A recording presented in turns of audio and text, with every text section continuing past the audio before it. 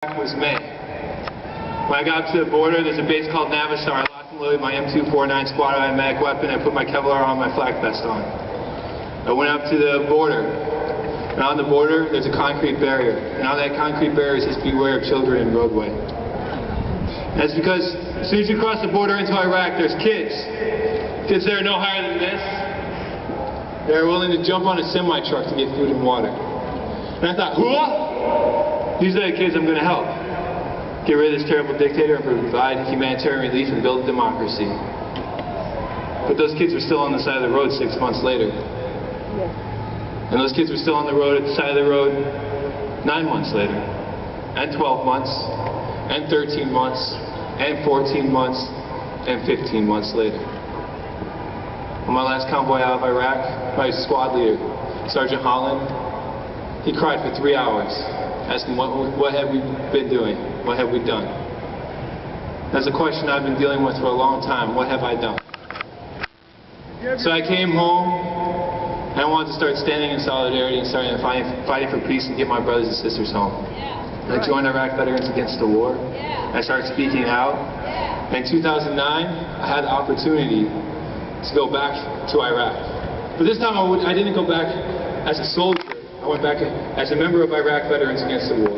I went with the machinists, and I went with U.S. Labor Against the War, and the teachers, and a whole bunch of other unions from around the world that came together at the first International Labor Conference in Erbil, Iraq.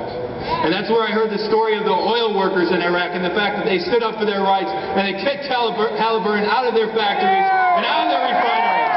And I heard the story of the electrical workers in the center part of the state who stood in solidarity with their communities and say, we're not going to let our power plant go down to this occupation.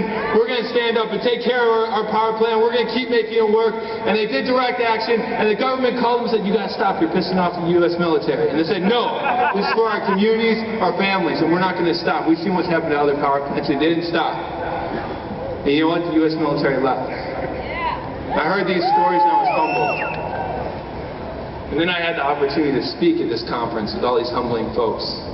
They don't have cell phones, and they're organizing this massive union movement in Iraq. A union movement that's illegal because Paul Bremer in 2003 carried over Saddam's laws. A dictator's laws. That's what I was part of fighting for when I was over in Iraq. A dictator's laws. When I spoke, I said I was here in your country and I was part of oppressing your communities. And for that I'm sorry. But I'm here to take responsibility.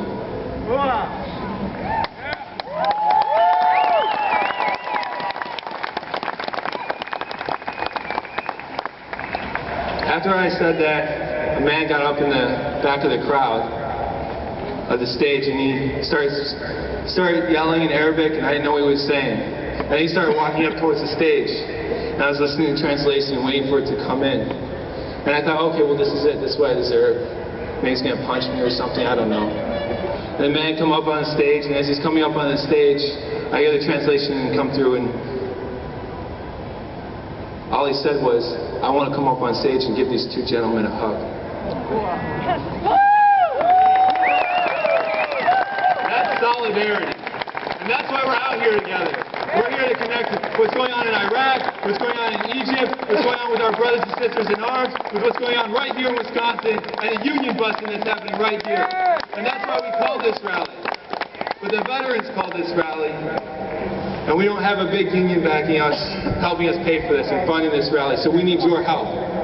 Our members are going around collecting donations, and we really need a lot of help to help pay for this stage and this sound equipment.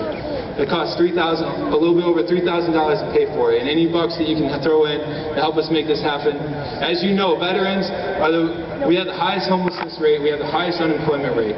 But we're here because we want to stand in solidarity with you.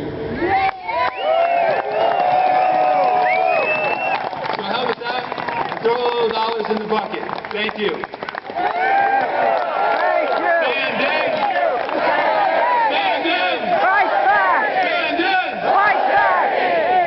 Pleasure of introducing one of the founding members of Iraq Veterans Against the War, Kelly Doherty.